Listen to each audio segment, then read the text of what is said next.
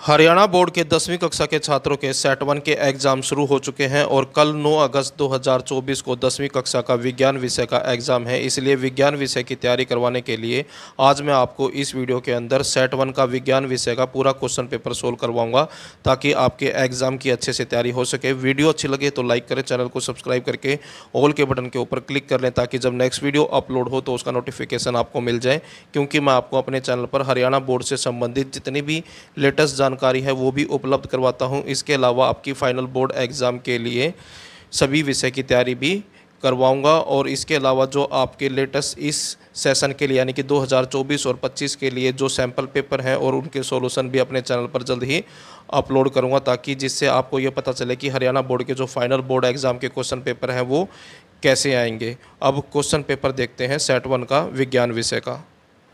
जैसा कि आप देख सकते हैं, स्टूडेंट असेसमेंट सेट 1 का क्वेश्चन पेपर है अगस्त 2024 के एग्ज़ाम के लिए, 10वीं कक्षा का है, विज्ञान विषय का है और 1 घंटे का टाइम मिलेगा आपको क्वेश्चन पेपर को सोल्व करने के लिए और 30 नंबर का आपका क्वेश्चन पेपर आएगा। जो भी फाइनल बोर्ड एग्ज़ाम में क्वेश्चन पेपर आपके 80 नंबर के आते हैं उनके सेट के जो एग्ज़ाम आएंगे वो 40 नंबर के आएंगे और जो भी आपका बोर्ड के एग्ज़ाम में 60 नंबर का क्वेश्चन पेपर आता है तो उसका जो सेट का क्वेश्चन पेपर आएगा वो 30 नंबर का आएगा, क्योंकि विज्ञान का 60 नंबर का पेपर होता है इसलिए 30 नंबर का क्वेश्चन पेपर होगा और मैथ का जो है आपका 80 नंबर का क्वेश्चन पेपर आता है तो वो 40 नंबर का आएगा।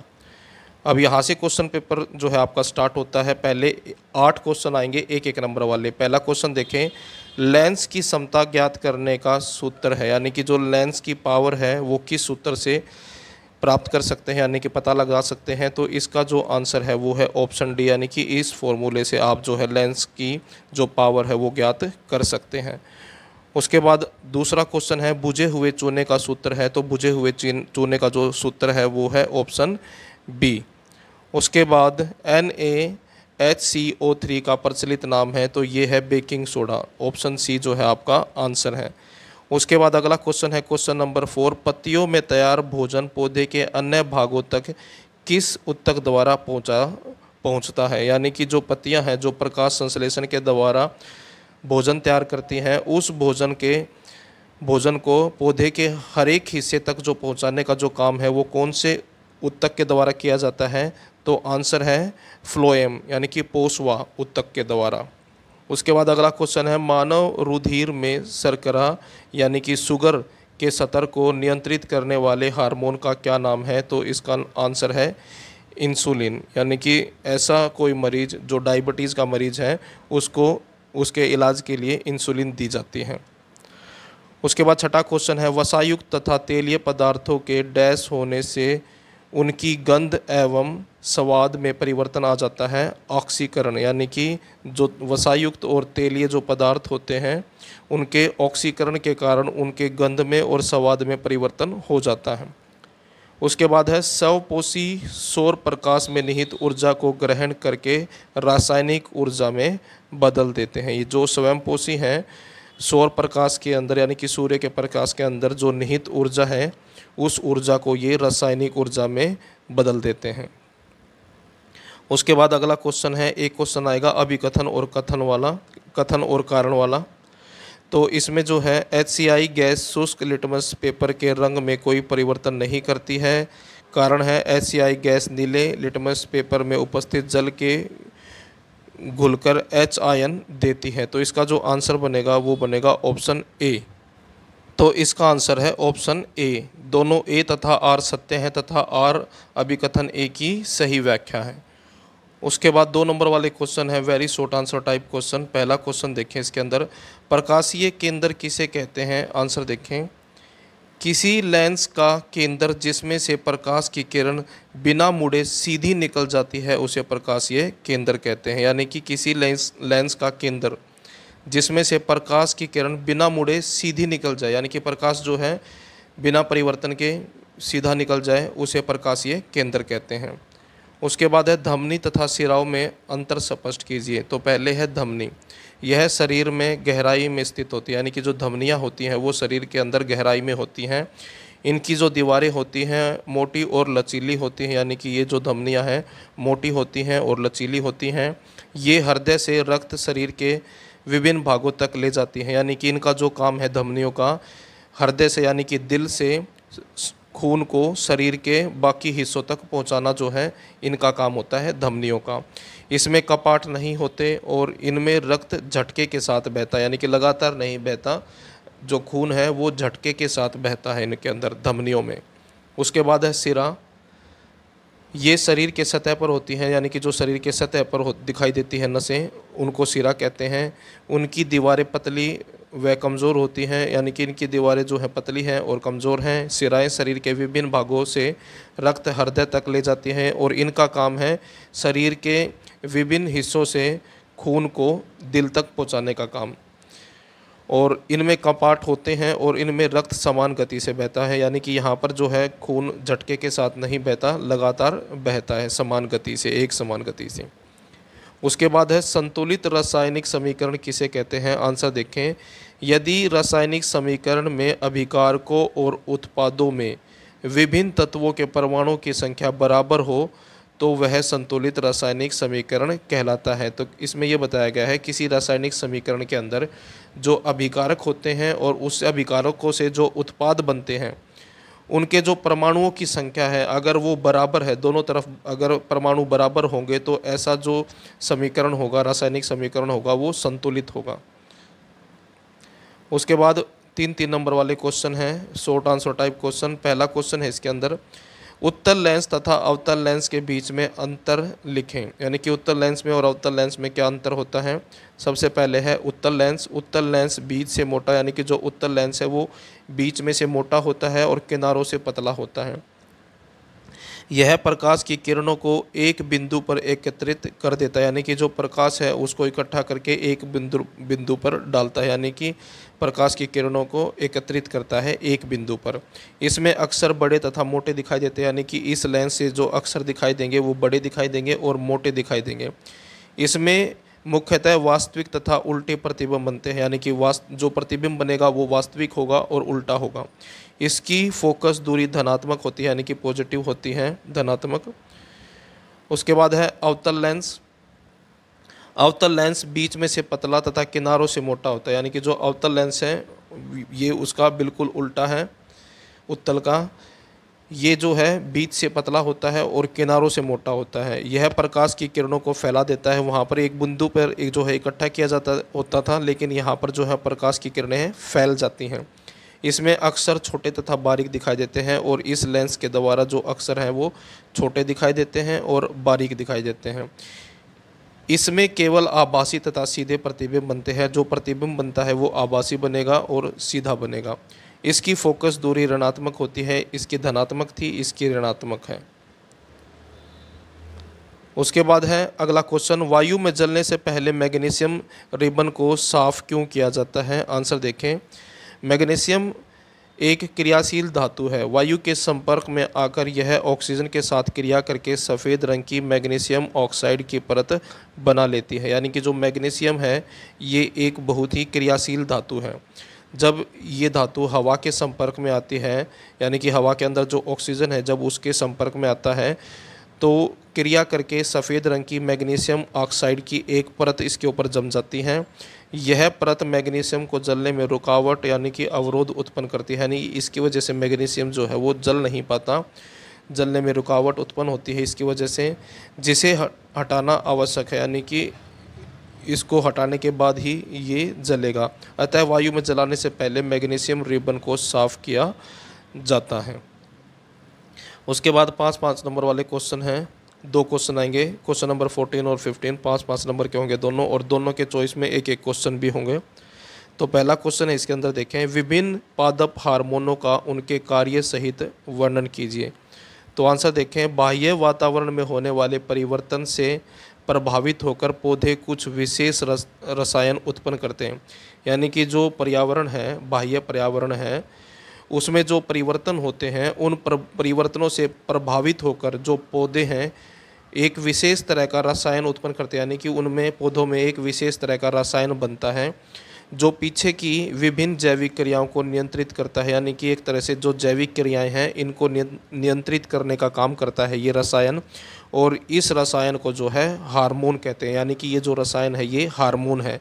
जैसे ऑक्सिन, जैब्रेलिन और साइटोकाइनिस आदि पौधों के वृद्धि नियंत्रक 4 वर्गों में बांटे गए हैं, यानी कि ये 4 भागों में जो हार्मोन है वो इनको 4 भागों में बांटा गया है।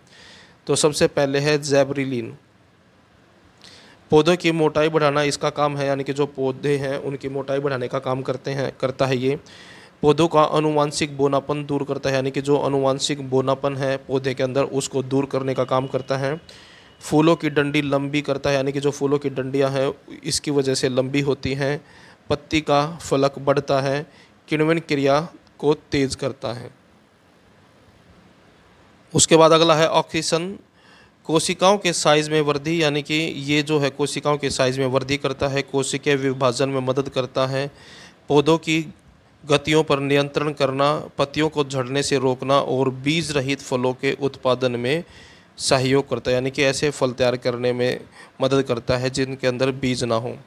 साइटोकाइनेस अंकुरण को प्रेरित करता है, यानी कि इसकी वजह से अंकुरण होता है। जड़ों की वृद्धि को रोकता है।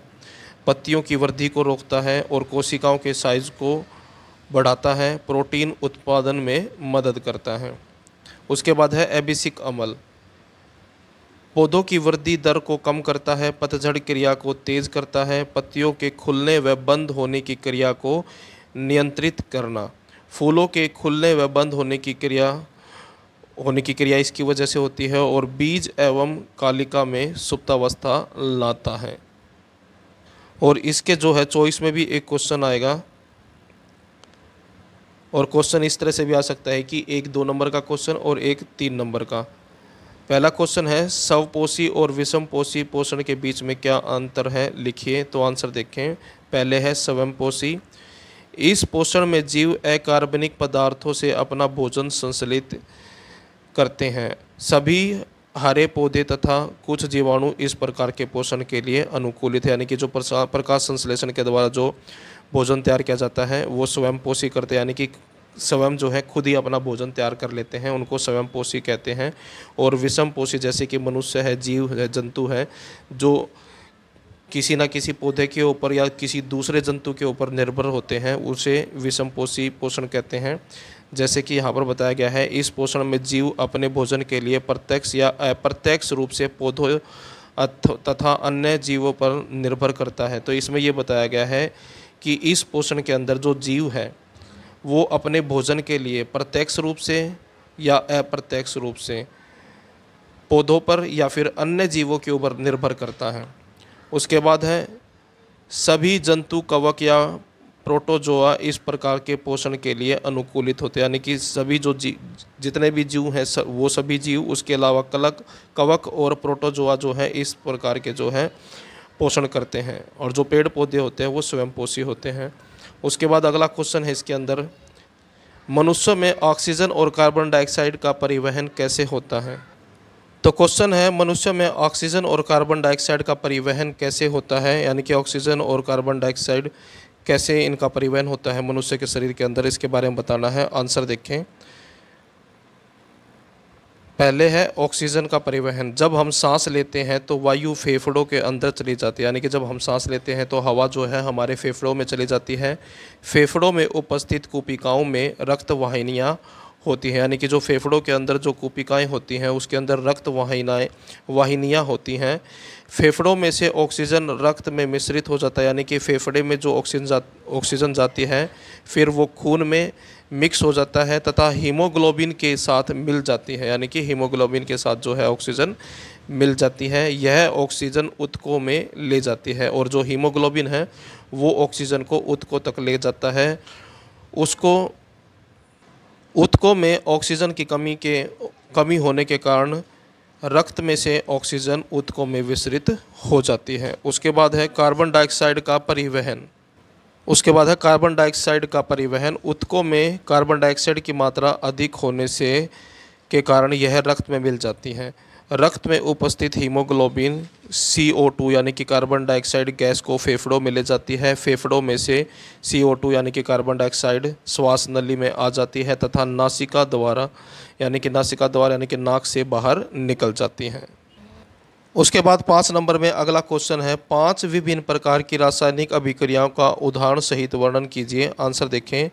5 विभिन्न प्रकार की जो रासायनिक अभिक्रियाएं हैं उनके नाम हैं। पहला है संयोजन अभिक्रियाएं, दूसरा है वियोजन अपघटन अभिक्रियाएं, विस्थापन अभिक्रियाएं, और उसके बाद चौथा है द्विविस्थापन अभिक्रियाएं और रेड क्रॉस यानी कि अपचयन और उपचयन अभिक्रियाएं। पहला देखें इसके अंदर, पहला है संयोजन अभिक्रियाएं। जिन अभिकारकों में 2 या 2 से अधिक पदार्थ संयोग करके एकल पदार्थ बनाते हैं, यानी कि इसके अंदर 2 पदार्थ मिलकर एक पदार्थ बनाते हैं, इसको संयोजन अभिक्रिया कहते हैं। नीचे उदाहरण भी दिया गया है, उदाहरण देखें। कैल्शियम ऑक्साइड जल के साथ तीव्रता से अभिक्रिया करके, यानी कि कैल्शियम ऑक्साइड और जल ये दोनों जो हैं मिलकर एक साथ अभिक्रिया करके कैल्शियम हाइड्रोक्साइड का निर्माण करते हैं, यानी कि इन दोनों के मिलन से कैल्शियम ऑक्साइड और जल के मिलने से एक पदार्थ बना है जिसका नाम है कैल्शियम हाइड्रोक्साइड। जैसे कि यहाँ पर उदाहरण में बता रखा है कि ये जो है कैल्शियम ऑक्साइड है और ये है पानी H2O, और इन दोनों के मिलने से एक प्रोडक्ट बना है और इसका नाम है कैल्शियम हाइड्रोक्साइड, और साथ में ऊष्मा उत्सर्जित होती है, यानी कि ऊष्मा हीट प्रोड्यूस होती है। और यही बात यहाँ पर लिखी हुई है, इस प्रक्रम में बहुत अधिक मात्रा में ऊष्मा उत्पन्न होती है। इस अभिक्रिया में कैल्शियम ऑक्साइड तथा जल मिलकर अकाल उत्पाद कैल्शियम डाइड्रॉक्साइड का निर्माण करते हैं। उसके बाद अगला देखें, वियोजन अभिक्रियाएं।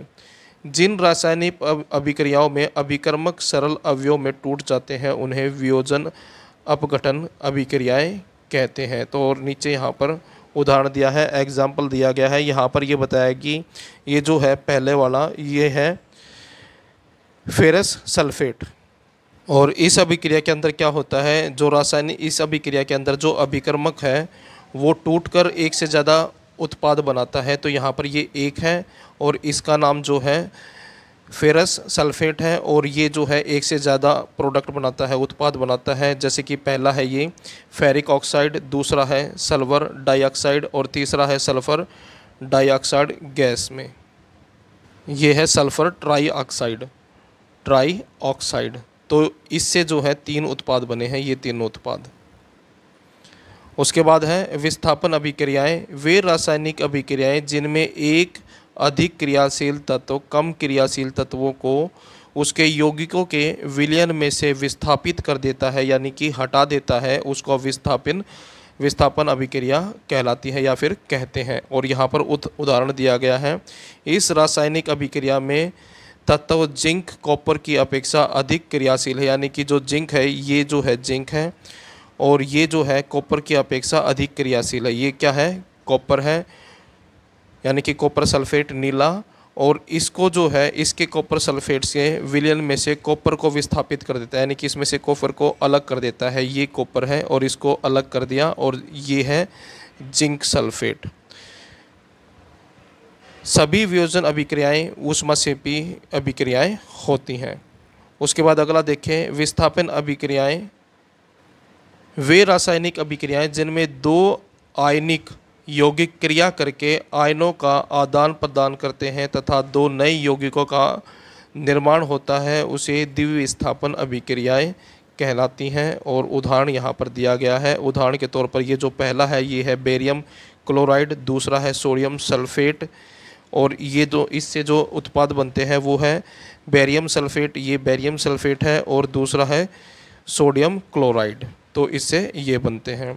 जब बेरियम क्लोराइड विलयन सोडियम सल्फेट में मिलाया जाता है तो बेरियम सल्फेट का सफ़ेद अवशेप तथा सोडियम क्लोराइड विलयन का निर्माण होता है। उसके बाद है रेडॉक्स अभिक्रियाएं। वे रासायनिक अभिक्रियाएं जिनमें एक अभिकारक उपचयित होता है, दूसरा अभिकारक अपचयित होता है, उन्हें रेडॉक्स अभिक्रियाएं कहते हैं। इस प्रकार की अभिक्रियाओं को अपचयन और उपचयन अभिक्रियाएं भी कहते हैं। तो यहाँ पर ये जो है कॉपर ऑक्साइड है और दूसरा है हाइड्रोजन। उसके बाद ये है कॉपर, इससे ये जो उत्पाद बना है, और ये है जल। तो इसके और इससे जो है ये जो अभिक्रिया है ये अपचयन अभिक्रिया है, यानी कि ये जो अभिक्रिया है ये अपचयन अभिक्रिया कहलाती है, और ये जो है ये उपचयन अभिक्रिया कहलाती है। इस अभिक्रिया में कॉपर ऑक्साइड का अपचयन तथा हाइड्रोजन का अपचयन होता है। और इसके बाद इसके चॉइस में भी क्वेश्चन है, अम्लीय वर्षा क्या है, इसके हानिकारक प्रभाव लिखें। आंसर देखें, वायु में उपस्थित नाइट्रोजन तथा सल्फर के ऑक्साइड वर्षा के जल के साथ मिलकर नाइट्रिक अम्ल तथा सल्फ्यूरिक अम्ल बनाते हैं। वर्षा के जल के साथ जब ये अम्ल पृथ्वी पर नीचे आते हैं तो इस वर्षा को अम्लीय वर्षा कहते हैं और इसका पीएच मान जो है 5.6 से कम होता है। तो यहाँ पर ये बताया गया है कि हवा के अंदर उपस्थित जो हवा में जो नाइट्रोजन है और जो सल्फ़र है, इसके जो ऑक्साइड हैं, बारिश के पानी के साथ मिलकर नाइट्रिक अम्ल तथा सल्फ्यूरिक अम्ल बनाते हैं। और जब बारिश होती है तो ये पानी के साथ पृथ्वी के ऊपर यानी कि पृथ्वी के ऊपर गिरते हैं और इस जो ये वर्षा होती है, इस तरह के वर्षा को अम्लीय वर्षा कहते हैं और इसका पीएच मान 5.6 से कम होता है।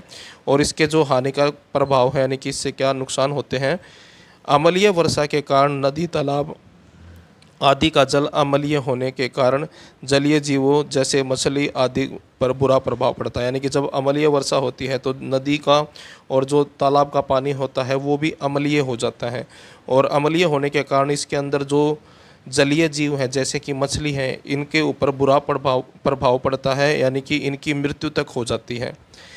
उसके बाद इसके कारण मृदा अम्लीय हो जाती है, यानी कि जिस भी मिट्टी के ऊपर ये अम्लीय वर्षा होती है वहाँ की जो मिट्टी है वो भी अम्लीय हो जाती है। जिस तरह से पानी में गिरने पर पानी अम्लीय हो गया था, उसी तरह से मिट्टी पर गिरने पर मिट्टी भी, मृदा जो है मिट्टी ही है, वो भी अम्लीय हो जाती है, जिसके कारण मृदा की उपजाऊ शक्ति कम हो जाती है। यानी कि इसका नुकसान ये होता है कि उस मिट्टी की जो उपजाऊ शक्ति है वो कम हो जाती है।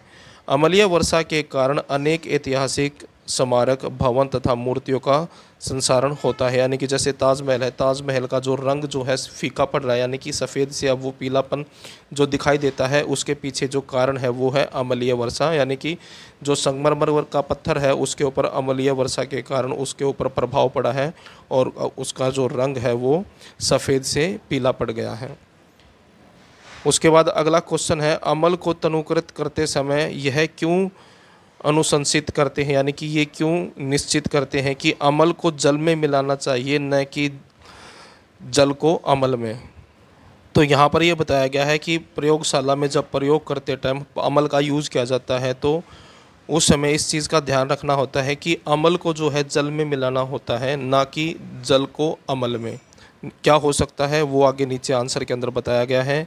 किसी अम्ल एवं जल की क्रिया अत्यंत ऊष्माक्षेपी होती है, यानी कि जब अम्ल को जल के साथ क्रिया करवाई जाती है, यानी कि इसका मिश्रण करवाया जाता है तो बहुत सारी ऊर्जा यानी कि ऊष्मा उत्पन्न होती है।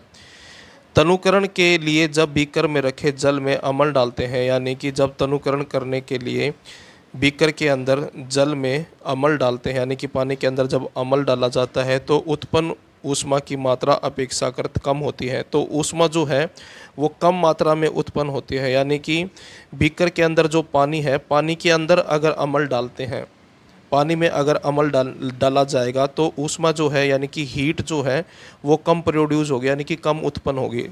परंतु यदि बीकर में रखे अम्ल, यानी कि अगर बीकर के अंदर जो अम्ल रखा है उसके अंदर अगर जल यानी कि पानी डाल दिया जाए तो उत्पन्न ऊष्मा की मात्रा बहुत अधिक होगी। तो जो ऊष्मा उत्पन्न होगी वो बहुत ज़्यादा होगी, यानी कि बीकर के अंदर जो अम्ल है, अम्ल में कभी भी पानी नहीं डालना चाहिए क्योंकि उससे जो है हीट ज़्यादा जनरेट होती है, ज़्यादा ऊष्मा उत्पन्न होती है। इस कारण से जल तथा अम्ल का मिश्रण बाहर छलक सकता है और इसकी वजह से जो मिश्रण है वो बाहर गिर सकता है एवं शरीर के किसी भी अंग को हानि पहुंचा सकता है। और अगर वो मिश्रण शरीर के किसी भी अंग के ऊपर गिर जाता है तो वो हिस्सा जो है जल जाएगा, इसलिए अंग को हानि पहुंचा सकता है।